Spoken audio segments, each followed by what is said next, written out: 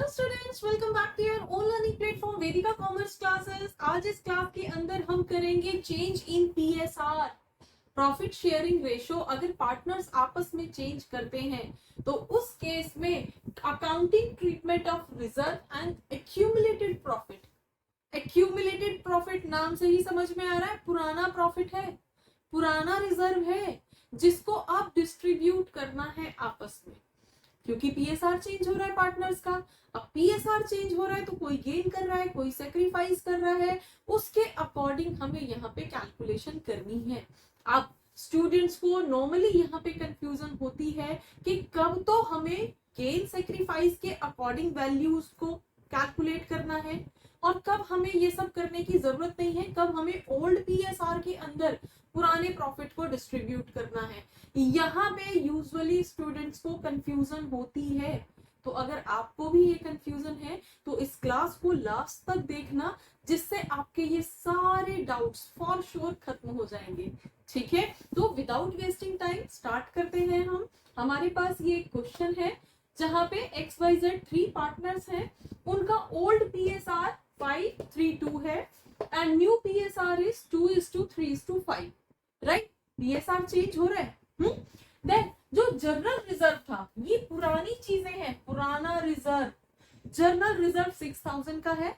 अब journal reserve अगर पुराना है तो वो तो पार्टनर्स में ही डिस्ट्रीब्यूट होता है ना। दूसरी तरफ प्रॉफिट एंड लॉस अकाउंट का क्रेडिट बैलेंस है। अब क्रेडिट बैलेंस का मतलब क्या है? प्रॉफिट है। यही अगर डेबिट बैलेंस होता, स्टूडेंट्स को यहाँ पे भी प्रॉब्लम होती है, क्रेडिट क्यों लिखा है, डेबिट क्यों लिखा है, मीनिंग क्या है उसका। तो अगर यहाँ पे क्रेडिट बैलेंस लिखा है इसका मतलब है ये प्रॉफिट है, राइट। और अगर यहाँ पे ये डेबिट बैलेंस होता इसका मतलब होता लॉस। ठीक है, देन एडवर्टाइजमेंट सस्पेंस अकाउंट भी यहाँ पे दे रखा है। अब ये जो प्रॉफिट है, ये जो जर्नल रिजर्व है, ये तो पार्टनर्स के अंदर डिस्ट्रीब्यूट होगा। अब ये ओल्ड रेशो में होगा या गेन सेक्रीफाइस के अकॉर्डिंग होगा, वो हम सिचुएशनल बेस्ड आगे करेंगे। अभी एडवर्टाइजमेंट सस्पेंस अकाउंट तो हमारा यहाँ पे पार्टनर्स के लिए डेबिट है, तो ये तो डेबिट किया जाएगा पार्टनर्स से, राइट। अब किस रेशो में करेंगे वो हम आगे करेंगे। ठीक है, अब हमें ये क्वेश्चन सॉल्व करना है, एक जर्नल एंट्री पास करनी है जिसमें आपके क्वेश्चन के अंदर दिया गया है without affecting their book value, right. अब हम इस क्वेश्चन को दोनों मेथड से करेंगे कि जब हमें इसकी बुक वैल्यू इफेक्ट नहीं करनी है तो किस तरह से एंट्री करेंगे। और अगर हमसे ऐसा कोई क्लॉज नहीं दिया गया है, जो हमसे स्पेशली ये नहीं बोला गया है कि उसकी बुक वैल्यू को चेंज नहीं करना है या उनको इफेक्ट नहीं करना है। अब बेटा ये बुक वैल्यू इफेक्ट करने का मीनिंग क्या होता है? बुक वैल्यू इफेक्ट करने का मतलब होता है कि जैसी बैलेंस शीट के अंदर लिखी हुई है ये सारी वैल्यूज जो बैलेंस शीट के अंदर दी गई होंगी ना, तो उन वैल्यूज को चेंज नहीं करना है। यूजुअली क्या होता है, पुराना प्रॉफिट है, पुराना रिजर्व है, उसको पार्टनर्स में डिस्ट्रीब्यूट कर देते हैं ओल्ड रेशो के अंदर, उसे डिसॉल्व कर देते हैं और आज से हमारी जो पीएसआर चेंज हुआ है तो आज से जो कैलकुलेशन होगी वो न्यू पीएसआर के अकॉर्डिंग कर लेंगे और पुरानी जितनी भी चीजें थी उनको डिसॉल्व कर लेंगे। जिसने जितनी मेहनत की थी उसको उसके रेशो के अकॉर्डिंग उसमें डिस्ट्रीब्यूट कर दिया जाएगा। जो गेनिंग पार्टनर होगा वो उनको कंपनसेट कर देगा। ये सब था, लेकिन अब यहाँ पे स्पेशली क्लॉज लगा दिया गया है कि इसको डिसॉल्व नहीं करना है, जैसे बैलेंस शीट में लिखी हुई है वैसे ही रहने देना है बस। अब जब बैलेंस शीट में लिखी हुई वैल्यू को हमें चेंज नहीं करना है, हमें छेड़ना नहीं है, तो ऐसे केस में अब क्या करेंगे? तो ऐसे केस में इनके गेन सेक्रीफाइस के अकॉर्डिंग पार्टनर्स आपस में सेटल कर लेंगे चीजों को। ठीक है, जो भी जिसका इस कैलकुलेशन के अकॉर्डिंग जिसकी जितने रेम्यूनरेशन बनता है वो आपस में ही डेबिट क्रेडिट कर लेंगे और बैलेंस शीट में ये वैल्यू जैसे लिखी है ऐसे ही लिखी रहेंगी, ये इफेक्ट नहीं करेंगे। ठीक है, तो इसको हम सॉल्व करके देख लेते हैं। सबसे पहले हम इस क्वेश्चन के अकॉर्डिंग ही कर लेते हैं, जहां पे हमें बोला गया है इन ट्रांजैक्शंस के लिए एक जर्नल एंट्री पास करनी है, लेकिन अपनी बुक वैल्यूज को, बुक वैल्यू जो बैलेंस शीट के अंदर लिखी हुई है उनको इफेक्ट नहीं करना है, वो जैसे लिखी है वैसे ही लिखे रहने देना है। तो पार्टनर्स क्या करेंगे, वो वैल्यूज तो ऐसे रहेंगी, लेकिन क्योंकि जिसने सेक्रीफाइस किया है तो गेनिंग पार्टनर उस सेक्रीफाइसिंग पार्टनर्स को इक्विवेलेंट अमाउंट जो है कंपनसेट करेगा। तो इक्विवेलेंट अमाउंट कैलकुलेट करने के लिए हमें क्या निकालना पड़ेगा? इसके लिए सबसे पहले तो हमें गेन सेक्रीफाइस निकालना पड़ेगा पार्टनर्स का। तो गेन सेक्रीफाइस निकाल लेते हैं, और सेक्रीफाइस का फॉर्मूला क्या रहता है? Old ratio minus new ratio. ये तो आपको पता ही होगा। अब उसको सेक्रीफाइस कब बोलेंगे और गेन कब बोलेंगे, अभी हम यहाँ पे देख लेते हैं। हम x की वैल्यू निकालते हैं, x का गेन सेक्रीफाइस देख लेते हैं, वो गेन कर रहा है या सेक्रीफाइस कर रहा है। तो old ratio minus new ratio हम यहाँ पे कैलकुलेट करेंगे। तो x की वैल्यू है कितनी? पहले था इसका फ्रैक्शन 5/10। 10 कैसे आया बेटा? इस फ्रैक्शन को लिखते कैसे हैं? हमें तो रेशो 5:3:2 दे रखा है। तो इस फ्रैक्शन को लिखने के लिए हम इन तीनों को टोटल कर लेते हैं। टोटल आ रहा है 10। तो इसका मतलब है कि x का जो रेशो है दैट इज 5/10, y का जो रेशो है दैट इज 3/10, और z का जो रेशो है दैट इज 2/10। क्लियर हो गया ये 10 कहां से आया? तो 5/10 जो है वो x का ओल्ड रेशो था। न्यू रेशो कैसे हुआ? अब न्यू रेशो को भी इसी तरह से ही कर लेंगे हम। 2/, अब यहाँ पे भी जब टोटल कर रहे हैं तो 10 ही आ रहा है। तो 2/10, 3/10 एंड 5/10। तो यहाँ पे इसका न्यू रेशो जो है 2/10 आ रहा है।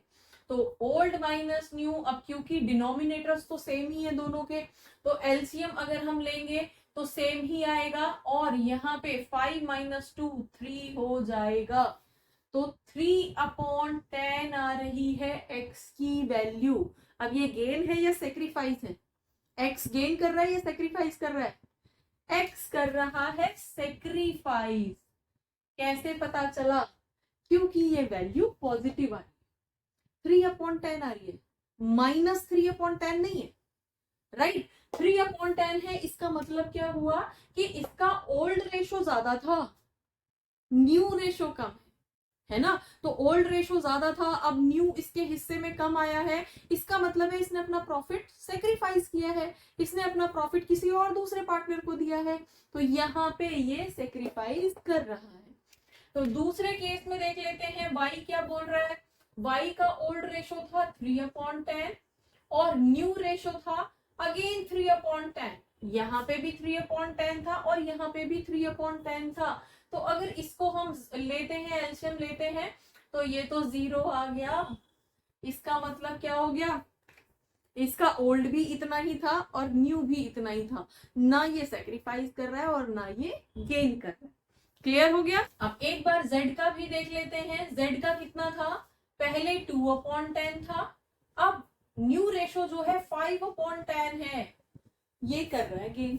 देखो यहाँ पे जब हम एलसीएम लेंगे तो वैल्यू क्या आएगी? 2 - 5 मतलब कि -3/10। अब क्योंकि ये नेगेटिव वैल्यू आ रही है इसलिए ये क्या करेगा? ये करेगा गेन। मीनिंग क्या हुआ? नेगेटिव वैल्यू से गेन कैसे हुआ? इसकी नेगेटिव वैल्यू आ रही है, इसका मतलब है इसका ओल्ड रेशो कम था और ये न्यू रेशो ज्यादा है, तभी तो देखो ये 5 ज्यादा है 2 से, इसीलिए तो ये नेगेटिव आई है। मतलब अब इसको जो न्यू रेशो के अकॉर्डिंग है इसको ज्यादा प्रॉफिट मिलेगा, पहले कम था, तो इसका मतलब ये गेन कर रहा है, राइट? अब ये सेक्रीफाइस कर रहा था, एक्स सेक्रीफाइस कर रहा था। तो बेटा जर्नल एंट्री हम किस तरह से डालते हैं इसकी? जो भी हमारी सेक्रीफाइसिंग पार्टनर होता है, जो भी सेक्रीफाइसिंग पार्टनर होता है, यहाँ पे एक्स है, तो एक्स जो है सेक्रीफाइसिंग पार्टनर को जो गेनिंग पार्टनर होता है वो कंपनसेट करता है। तो इसका मतलब है जो गेनिंग पार्टनर है उसको हम डेबिट करते हैं, उसी के अकाउंट को डेबिट करेंगे ना, क्योंकि वो पैसा देगा, राइट? और वो पैसा ट्रांसफर कहाँ होगा? वो पैसा ट्रांसफर होगा सेक्रीफाइसिंग पार्टनर्स के अकाउंट में। तो यहाँ पे एंट्री क्या रहेगी हमारे पास? हम Z को डेबिट करेंगे, और किसको? X के अकाउंट में, X कैपिटल अकाउंट में उस पैसे को ट्रांसफर कर देंगे। तो जर्नल एंट्री तो हमारी रहेगी ये, राइट? अब पॉइंट इज के अमाउंट कितना लिखना है, तो देख लेते हैं एक बार हमारे पास क्या क्या वैल्यूज हैं जो डिसॉल्व करनी है। 6000 हमारे जर्नल रिजर्व के हैं, ओके, तो 6000 तो हमारे पॉजिटिव है, प्रॉफिट मिलेगा पार्टनर्स को, राइट? तो 6000 तो हमारे प्रॉफिट है। देन आपका प्रॉफिट यहाँ पे दे रखा है 24,000 का प्रॉफिट दे रखा है, 6,000 का रिजर्व जो पार्टनर्स को मिलना था, ठीक है, इनकम, 24,000 प्रॉफिट जो पार्टनर्स को अगेन मिलनी है, राइट। और दूसरी तरफ ये सस्पेंस अकाउंट जो पार्टनर्स के अकाउंट से डेबिट किया जाता है, मतलब एक तरह से नेगेटिव, राइट। तो वो हम यहाँ पे इस तरह से कर लेंगे। फाइनली हमारे पास इसको सॉल्व करके वैल्यू कितनी आएगी, 18,000, दिस 30 माइनस 12, 18,000 यहाँ पे हमारे पास फाइनल वैल्यू आएगी जो कि अब पार्टनर्स में डिस्ट्रीब्यूट करनी है, राइट। अब इस वैल्यू को अगर हम डिस्ट्रीब्यूट करते हैं, 18,000 है, जिसने जितना गेन सेक्रीफाइस किया था उतनी वैल्यू हम कर लेंगे। अब गेन सेक्रीफाइस के अकॉर्डिंग इसको देखो, इसने 3/10 जो है सेक्रीफाइस किया था इंटू 18,000, इस तरह से जब हम सॉल्व कर लेंगे तो वैल्यू आएगी 5,400 रुपीज इसने सेक्रीफाइस किए हैं। सेम ही वैल्यू क्योंकि रेशो इतना ही है तो यहाँ भी आएगी 5,400 का जेड ने गेन किया है। तो हमारे पास यहाँ पे वैल्यू कितनी लिख देंगे हम, यहाँ पे 54 जो है जेड के कैपिटल अकाउंट से डेबिट किए जाएंगे और कहाँ ट्रांसफर कर दिए जाएंगे, एक्स के कैपिटल अकाउंट के अंदर ट्रांसफर कर दिए जाएंगे। नरेशन क्या लिखोगे, क्योंकि कोई भी journal entry without narration complete नहीं मानी जाती है, तो नरेशन क्या लिखोगे, being Z compensating x capital account, right. ये जेड जो है वो एक्स को कंपनसेट कर रहा है, दैट्स ऑल। और ये मेथड हमने क्यों फॉलो किया, ये गेन सेक्रीफाइस हमने क्यों निकाला बेटा, क्योंकि हमसे ये बोला गया है कि हमें अपनी बैलेंस शीट को डिस्टर्ब नहीं करना है। अब बैलेंस शीट को डिस्टर्ब नहीं करना है इसका मतलब है कि हो सकता है कि हमारा ये जो पीएसआर चेंज हो रहा है ये ड्यूरिंग द ईयर हो रहा हो, जुलाई में हो सकता है, सितंबर में हो सकता है। अब हम फिर से यहाँ पे इसको डिस्टर्ब करेंगे, बैलेंस शीट को फिर से सारे आइटम्स को डिस्टर्ब करेंगे, उसके बाद 31 मार्च को तो करनी है। तो ऐसे केस में पार्टनर्स ये डिसीजन ले लेते हैं कि ठीक है हम बैलेंस शीट को डिस्टर्ब नहीं करते हैं, बैलेंस शीट में जो लिखा है उसको उतना ही रहने दो, आपस में एडजस्ट कर लेते हैं कि इसके बदले में क्योंकि हमारा पीएसआर चेंज हो रहा है, क्योंकि मैं सेक्रीफाइस कर रहा हूँ, तो मैं ऐसे ही तो सेक्रीफाइस नहीं करूंगा, मुझे कंपनसेट तो करना पड़ेगा, ठीक है। तो जो भी गेनिंग पार्टनर होगा वो मुझे कंपनसेट करेगा। अब उसके अकॉर्डिंग हमने गेन सेक्रीफाइस की वैल्यू निकाली है और वहां से हमने ये वैल्यू निकाली है कि हम पे ये पीएसआर चेंज होने से कितने प्रॉफिट का या कितने रुपए का फर्क पड़ा। तो ये जितने रुपए का हम पे फर्क पड़ा है उतना हम प्लस माइनस कर लेंगे, आपस में सेटल कर लेंगे और हमारी जो बुक्स की वैल्यू है वो इफेक्ट नहीं होंगी, वो बैलेंस शीट के अंदर ऐसे ही नजर आएंगी, उनको नहीं हटाया जाएगा, ठीक है। अब एक बार हम करके देख लेते हैं कि अगर ऐसा कोई क्लॉज नहीं दिया जाता, हमसे ये नहीं बोला जाता कि बैलेंस शीट को इफेक्ट नहीं करना है या बुक वैल्यू को इफेक्ट नहीं करना है, तो ऐसे केस में क्या होता है बेटा, जितने भी पुराने प्रॉफिट्स होते हैं, रिजर्व होते हैं, वो सारे के सारे ओल्ड रेशो के अंदर, याद रखना ओल्ड रेशो के अंदर वो पार्टनर्स में डिस्ट्रीब्यूट कर दिए जाते हैं, पार्टनर्स के ओल्ड पीएसआर के अकॉर्डिंग डिस्ट्रीब्यूट कर दिए जाते हैं, राइट। और उसी में अगर कोई एक्सपेंस है, जैसे कि यहाँ पे एडवर्टीजमेंट सस्पेंस अकाउंट दे रखा है, तो वो भी ओल्ड रेशो के अंदर पार्टनर्स से डेबिट करा लिए जाएंगे, ओल्ड रेशो में पार्टनर्स से डेबिट करा लिए जाएंगे, मतलब वो उनके लिए एक्सपेंस होगा, राइट। तो उसको एक बार हम करके देख लेते हैं। अब देखो हमारे पास क्वेश्चन क्या है, यहाँ पे हमारे पास जो एडजस्टमेंट थी, जो हमें स्पेशली बोला गया था कि ऐसी कोई जर्नल एंट्री डालिए जिसमें हमारी बुक वैल्यू डिस्टर्ब ना हो, ठीक है, without affecting the book values. लेकिन अब हम उसके बिना करेंगे कि हमें अगर ऐसा कोई क्लॉज नहीं दिया है जो यूजुअली क्वेश्चंस के अंदर आप लोग करते हैं, तो उसके अकॉर्डिंग बेटा क्या करेंगे हम, ये जो जर्नल रिजर्व है, ये जो प्रॉफिट है, ये दोनों पार्टनर्स की इनकम है, जो भी पुराना प्रॉफिट है, जो भी पुराना रिजर्व है किसी भी तरह का हो, चाहे वो आईएफआर हो, अगर यूज नहीं हुआ है तो वो पार्टनर्स में डिस्ट्रीब्यूट होगा, राइट। जो भी वर्कमैन कंपनसेशन रिजर्व है या किसी भी तरह का कोई भी रिजर्व है और वो यूज नहीं हुआ है, तो अब उसे डिसॉल्व करना ही है, क्योंकि जर्नल रिजर्व या पुराना जो भी प्रॉफिट है उसको हम आगे नेक्स्ट ईयर तक नहीं लेके जाते हैं, ये ऑलरेडी लास्ट ईयर का प्रॉफिट है, लास्ट ईयर का बना हुआ रिजर्व है, तो इसको अभी, क्योंकि रिजर्व तो हम हर साल नया बनाते हैं, तो इस पुराने रिजर्व को हमें यहीं पे ही डिसॉल्व करना पड़ेगा। अब क्योंकि प्रॉफिट जो है वो पुराने से एक्यूमुलेटेड है, नाम से समझ में आ रहा है ना, पुराना प्रॉफिट है, एक्यूमुलेट हो रखा है, तो इसको अभी डिसॉल्व कर लेंगे, पार्टनर्स को उनके ओल्ड रेशो में क्रेडिट कर देंगे। ठीक है, अब उसी के साथ साथ एक आपको सस्पेंस अकाउंट भी दे रखा है, एडवर्टीजमेंट एक्सपेंस अकाउंट दे रखा है, मीनिंग ये एडवर्टीजमेंट का एक्सपेंस है जो कि अब पार्टनर्स से लिया जाएगा, पार्टनर्स के अकाउंट से डेबिट किया जाएगा। ठीक है, अब ये दो इनकम दे रखी है, एक एक्सपेंस दे रखा है, तो कर लेते हैं यहाँ पे किसके हिस्से में कितना आएगा, हम जर्नल रिजर्व को, अब क्योंकि यहाँ पे ऐसा कोई क्लॉज नहीं है कि हमें बुक वैल्यू को इफेक्ट नहीं करना है, तो इसका मतलब है इसको डिसॉल्व करके खत्म करते हैं। और जब भी पुराना प्रॉफिट या पुराना कोई भी एक्सपेंस डिसॉल्व होगा तो वो हमेशा ही ओल्ड रेशो के अंदर होगा, इसको आप याद रखिएगा, क्योंकि बच्चों को यूजुअली यहीं पे कंफ्यूजन होती है कि कब तो हमें ओल्ड रेशो अप्लाई करना है, कब हमें सेक्रीफाइसिंग रेशो अप्लाई करना है, और कब हमें न्यू पीएसआर अप्लाई करना है या गेन सेक्रीफाइस अप्लाई करना है। तो जर्नल रिजर्व हमारा किस रेशो में डिस्ट्रीब्यूट होगा, 5:3:2 के अंदर यहाँ पे इसको डिस्ट्रीब्यूट किया जाएगा। अब बेटा है क्या, कितना था, 6000 था ना, और इसको रेशो में कैसे डिवाइड करते हैं, 6000 इक्वल्स टू हमारे पास कितना है 10x है ना, तो x की वैल्यू कितनी आ जाएगी आपकी 600, 6000 अपॉन 10 करके। ठीक है, तो 600 के अकॉर्डिंग अगर हमारे पास x को कितना प्रॉफिट मिलेगा, अब x और x में कंफ्यूज मत होना, ये वैल्यू हमने रेशोज के नाम पे लिया है, स्मॉल x है, ठीक है, और ये वाला x जो है पार्टनर है।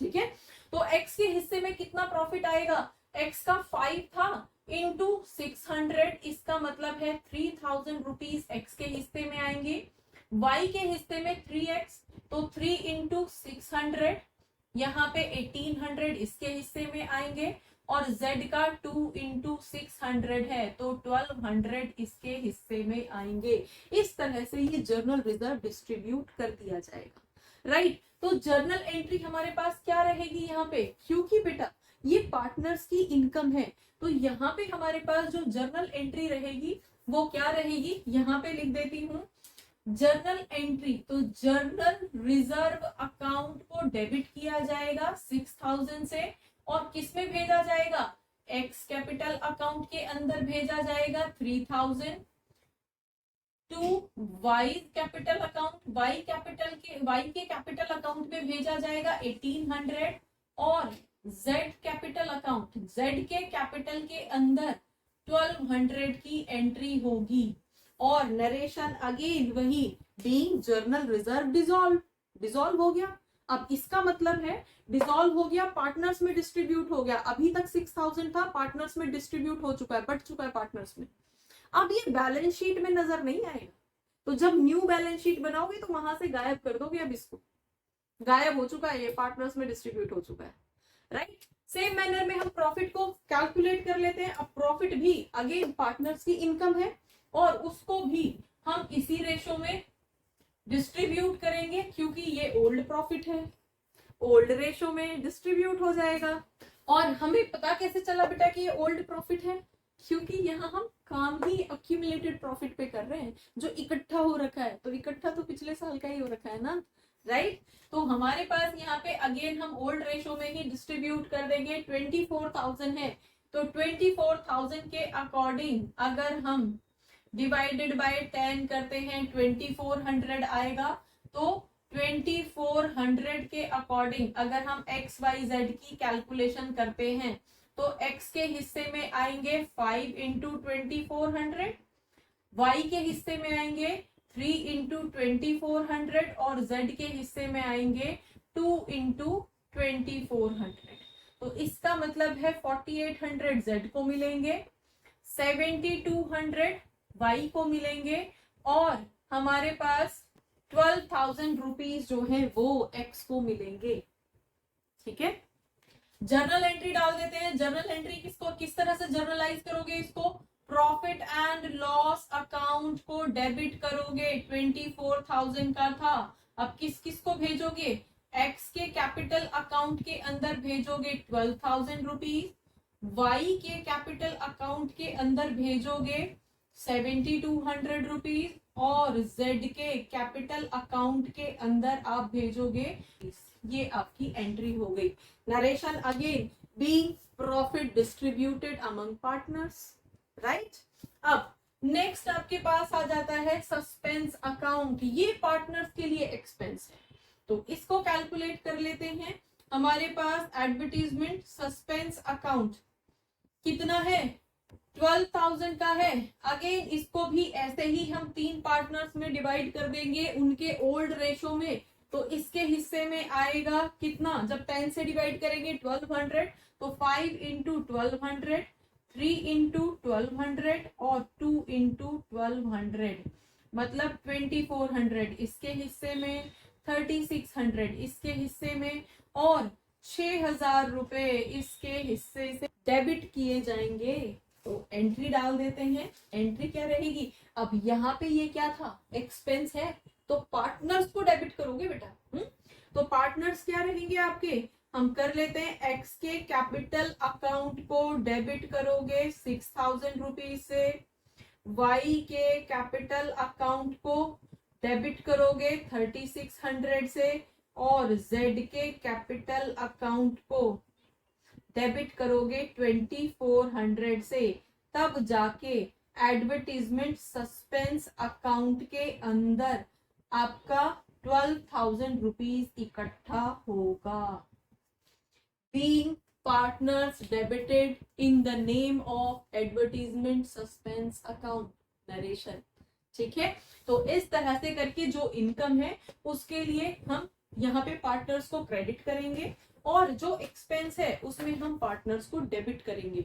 और ये कब करना है, ये ओल्ड रेशो ये वाला मेथड कब फॉलो करना है बेटा, जब हमसे ऐसा कुछ नहीं बोला गया है कि बैलेंस शीट में बुक वैल्यूज को चेंज नहीं करना है, इफेक्ट नहीं करना है, ठीक है। जब ऐसा कुछ नहीं बोला जाएगा तब ये होगा। और अगर हमसे स्पेशली बोल दिया जाए कि विदाउट इफेक्टिंग बुक वैल्यूज, ठीक है, तो ऐसे केस में हमें अपना गेन सेक्रीफाइस निकालना है पार्टनर्स को, और फिर वो आपस में ही ट्रांजैक्शन कर लेंगे, वहां पे कोई ओल्ड रेशो फॉलो नहीं होगा, राइट। ओल्ड रेशो यहां फॉलो होगा। क्लियर हो गया, तो होपफुली आपको समझ आ गया होगा कि जब प्रॉफिट शेयरिंग रेशो के अंदर चेंज हो रहा है तो उस टाइम पे हमें कब तो गेन सेक्रीफाइस के अकॉर्डिंग कैलकुलेशन करनी है, और कब हमें ओल्ड रेशो के अंदर कैलकुलेशन करनी है। और अगर बेटा आपको ये समझ में आया है तो आप वेदिका कॉमर्स क्लासेस को फॉलो करिए, अपने फ्रेंड सर्कल के अंदर भी इसको सर्कुलेट करिए, जिससे ज्यादा से ज्यादा लोगों तक ये वीडियो क्लास पहुंच पाए। So keep learning, keep watching, thank you.